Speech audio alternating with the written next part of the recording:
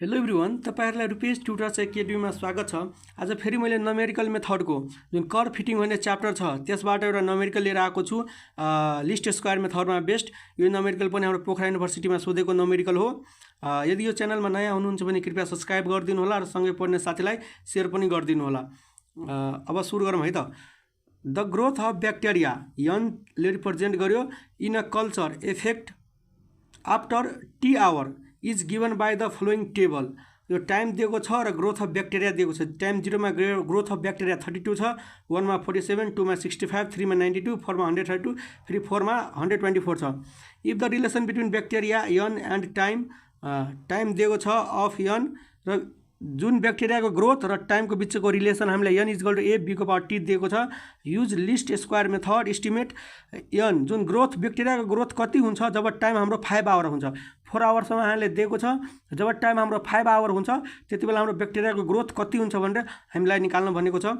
र जुन हामीसँग रिलेसन दियो हामीलाई जुन रिलेसन दियो त्यो रिलेसन यहाँ लेखेँ मैले, N is equal to a बीको पावर टी कपी गरेँ। त्यसपछि यसलाई हामीलाई के गर्नुपर्ने हुन्छ भने लिनियर इक्वेसनमा हामीलाई कन्भर्ट गर्नुपर्ने हुन्छ। त्यसको लागि लग लिउँ हैन। यो मेथड सबमा सेमै हुन्छ। अगाडिको दुईटा भिडियो हेरेर आउनुहोस्, मजाले बुझ्नुहुन्छ। अब लग लिए दुईटा side ln N is equal to ln a बीको पावर टी भनेपछि एलएन यन यो जस्ताको त्यस्तै हो is equal to ln log a into b हो नि त। लग ए इन्टु बी यदि आयो भने यसको formula log a plus log ln log b हुन्छ।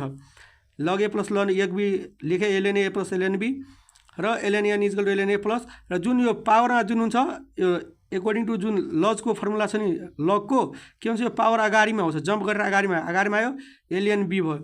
अब यसलाई वाइ मानिदिनुहोस्, एलएन यनलाई वाइ मानिदिनुहोस्, यसलाई ए मानिदिनुहोस्, यो टी छँदैछ यसलाई बी मानिदिनुहोस्। ल त्यही मैले गरेँ। यसलाई वाइलाई मैले एलएन यनलाई मैले वाइ माने, यसलाई ए माने, टीलाई जस्ताको त्यस्तै छोडिदिएँ र एलएन बीलाई मैले बी मिल माने। भनेपछि अब यो माथिको इक्वेसन हाम्रो कस्तो कन्भर्ट हुन्छ, यहाँ वाइ लेख्न मिल्छ, यहाँ ए लेख्न मिल्छ, यतिलाई बी लेख्न मिल्छ यतिलाई, र यो टी छँदैछ भनेपछि बी टीमा हामीलाई कन्भर्ट भयो। ल अब लिस्ट स्क्वायर मेथडको अनुसार हामीलाई के गर्नुपर्ने हुन्छ, दुईटा इक्वेसन बनाउनु पर्ने हुन्छ। यसलाई सबभन्दा पहिला समेसनले मल्टिप्लाई गर्नुहोस्। समेसनले मल्टिप्लाई गर्नु भने y is equal to constant छ भनेपछि एनले मल्टिप्लाई हुन्छ n a plus b summation of t. अब यहाँको जुन आउँछ लास्टमा त्यसलाई मल्टिप्लाई गर्नुपर्ने हुन्छ। Summation of y t is equal to a summation of t plus b summation of t square. हामीसँग यो दुईटा इक्वेसन बन्यो, यो दुईटा इक्वेसन बन्यो र हामीलाई के यहाँबाट ल्याउनु पर्ने छ भनेपछि हामीलाई टी र यन त क्वेसनमै दिएको छ। हामीलाई यहाँ यो वाइ चाहियो। वाइ भनेपछि हाम्रो के हो, एलएन यन हो। Y is equal to ln N भयो। त्यसपछि हामीलाई टीवाई वाइ टी पनि चाहियो या टीवाई भनौँ त्यो पनि चाहियो, त्यो लेखेँ। तपाईँलाई टी स्क्वायर पनि चाहियो, टी स्क्वायर पनि चाहियो भनेपछि टी स्क्वायर लेखेँ। र अब यसलाई होइन अब म्यानुअली यस्तै भ्यालु राखेर यहाँ क्यालकुलेट गर्नुहोस्। लगको भ्यालु लगको निकाल्छौँ, त्यसपछि मल्टिप्लाई गर्छौँ, धेरै टाइम लाग्छ कि यो यस्तो खालेमा त होइन। अब यो टेबल नबनाउँदा पनि हुन्छ, क्यालकुलेटरले डाइरेक्ट पनि भ्यालु दिन्छ। त्यो बरु मैले पछि सिकाउँछु होइन। जस्तै टाइम हामीसँग भएन भनेपछि कसरी न्युमेरिकललाई ट्याकल गर्ने, बिना टाइम भएन भनेपछि एकैपल्ट क्यालकुलेटरमा डाटा यति मात्रै डाटा हालिदिनुहोस्, हामीलाई यो सबको भ्यालु दिन्छ। जस्तै समेसन अफ टी कति, समेसन अफ वाइ कति, समेसन अफ टीवाई कति, समेसन अफ टी स्क्वायर कति, सबको भ्यालु यसले यति नगरिकन पनि दिन्छ। ल अब मैले अब कोड लेख्छु। मैले के गरेँ भनेपछि यसलाई मैले ए मैले मानिदिएँ, यसलाई मैले बी माने, यसलाई मैले सी माने, यसलाई मैले डी माने, यसलाई मैले ई माने। लेट गरेँ भनेपछि अब ए र बी त हामीलाई क्वेसनमै दिएको छ। ए इज टु बीको डाटा हामीलाई छ, is to c is equal to अब के छ हामीलाई एलएन यन हो नि, एलएन हो र यनलाई मैले के मानेको छु, मैले बी मानेको छु भनेपछि एलएन बी भयो। इज टु अब d is equal to t into y हो। टी भनेपछि ए इन्टु वाइ भनेपछि हाम्रो कति भयो, अब सी भयो। वाइ भनेपछि c into c is to e is equal to हाम्रो के टी स्क्वायर हो भनेपछि ए स्क्वायर। यो कोड हेर्नुभयो, यहाँ कोड मैले यहाँ लेखेको छु। यही कोड हामीलाई क्यालकुलेटरमा हामीलाई हाल्नुपर्ने हुन्छ। क्यालकुलेटरमा अब सँगसँगै हाल्नुहोस्। A is to b is to c is equal to ln b हो, एलएन बी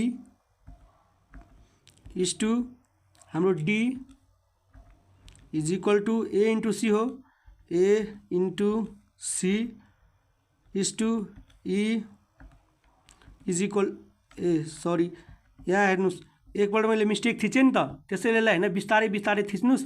मैले एकपल्ट मिस्टेक थिच्नु भयो भने त्यसलाई क्यान्सलै गर्नुपर्ने हुन्छ, त्यसैले होइन मजाले अब बिस्तारै बिस्तारै थिच्नुहोस्। मलाई अब फेरि लेख्नुपर्ने हुन्छ A is to B is to C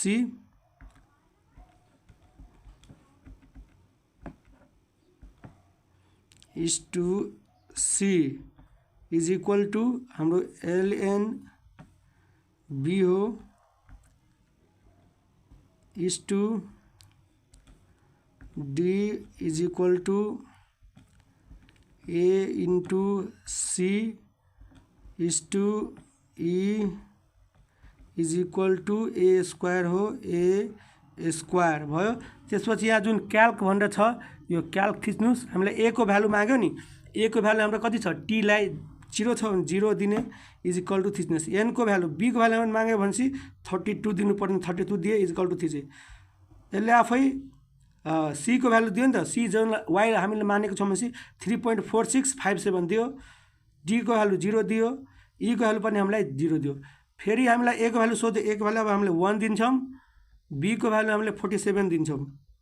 फेरि इज इक्वल टू थिच्नु, C को भ्यालु 3.4657 दियो होइन, 3.8501 दिएको थियो यहाँ हेर्न सक्नुहुन्छ। थियो D को भ्यालु पनि फेरि 3.8501 दियो, E को भ्यालु हामीले 1 दियो। फेरि अब इज इक्वल टू थिच्नुहोस्, A को भ्यालु सोध्यो, A को भ्यालु अब हामीले 3 दिन्छौँ, B को भ्यालु 92 दियौँ भने C को भ्यालु 4.5218 दियो, 4.5218 दियो।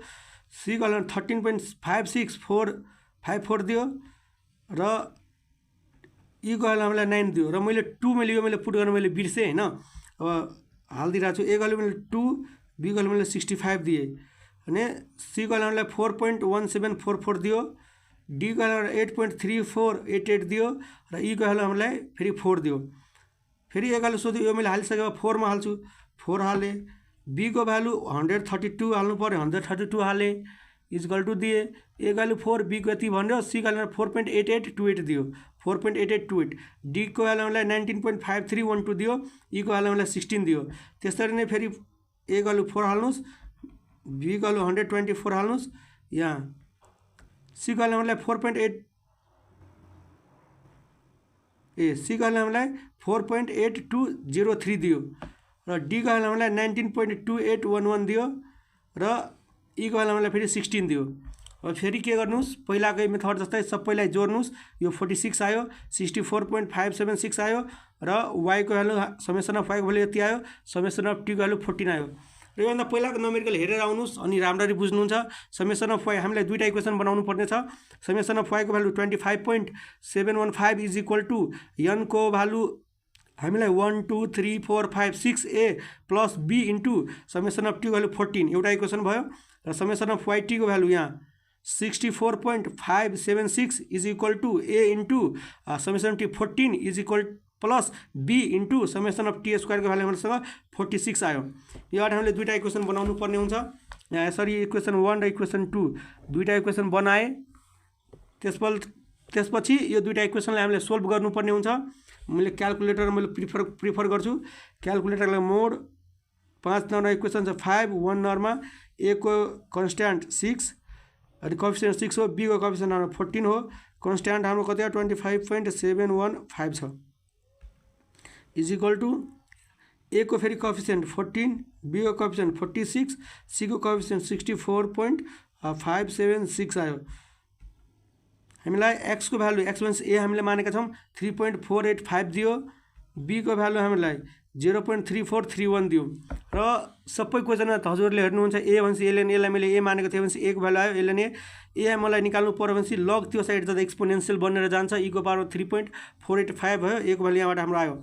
र B को भ्यालु ln B लाई मैले B मैले मानेको थिएँ, B को भ्यालु 0.3431 छ, यहाँबाट ln B यो B मलाई निकाल्नु पर्यो भनेपछि ln ले डिभाइड गरे भनेपछि एक्सपोनेन्शियल बनेर गयो, B को भ्यालु यति आयो।